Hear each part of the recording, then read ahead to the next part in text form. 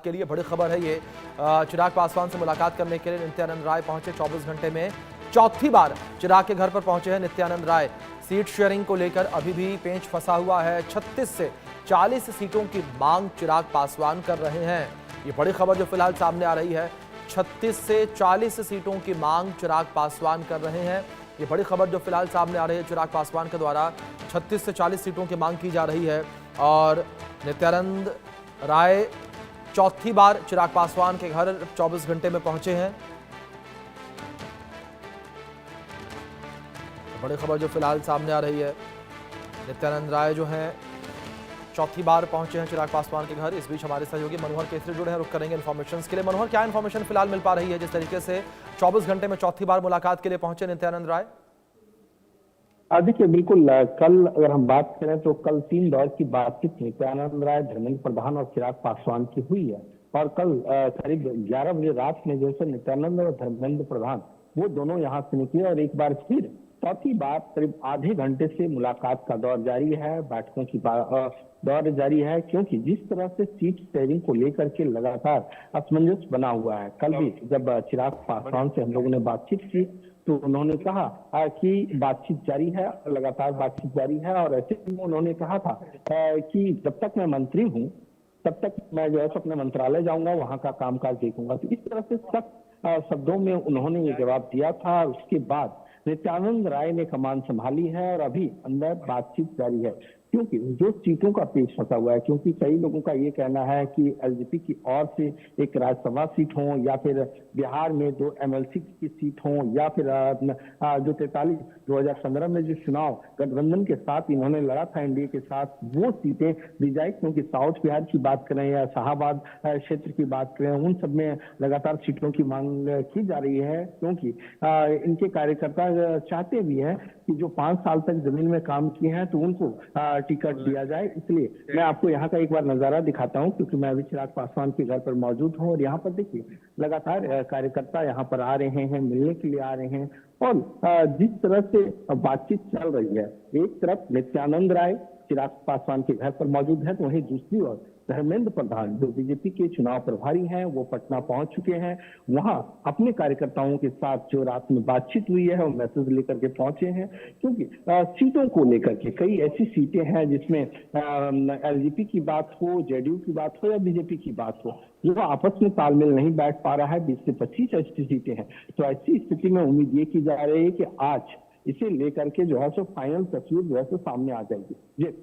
जी बिल्कुल। दूसरी ओर मनोहर, अगर बात यहां पर की जाए चिराग पासवान की नाराजगी को लेकर, तो किस तरीके से यहां पर चिराग पासवान जो 40 सीटों के करीब करीब मांग कर रहे हैं, तो बीजेपी उन्हें कितनी सीटें ऑफर कर रही है?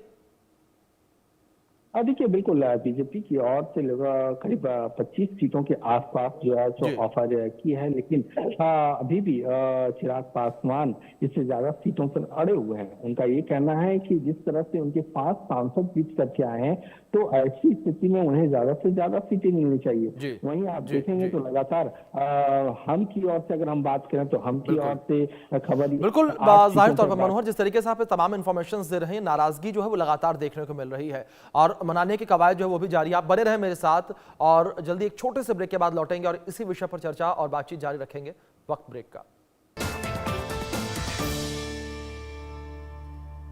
बड़ी खबर के सह प्रायोजक हैं असली मसाले सच सच MDH।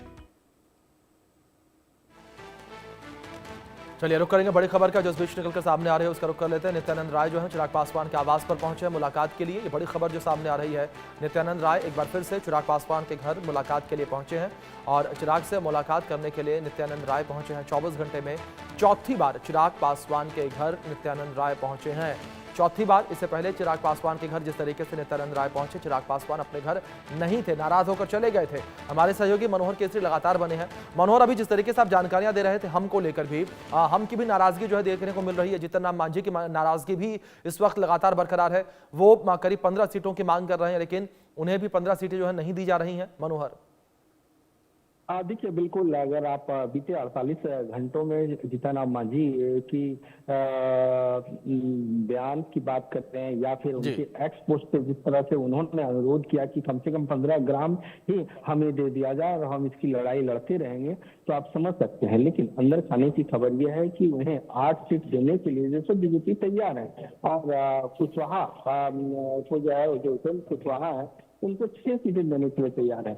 याद होगा कि जब बिहार में जनसभा को संबोधित करते हुए जीतन राम मांझी ने कहा था कि हमें कम से कम 10 सीटें अगर नहीं मिलती तो मैं 100 सीटों पर अकेले लड़ूंगा।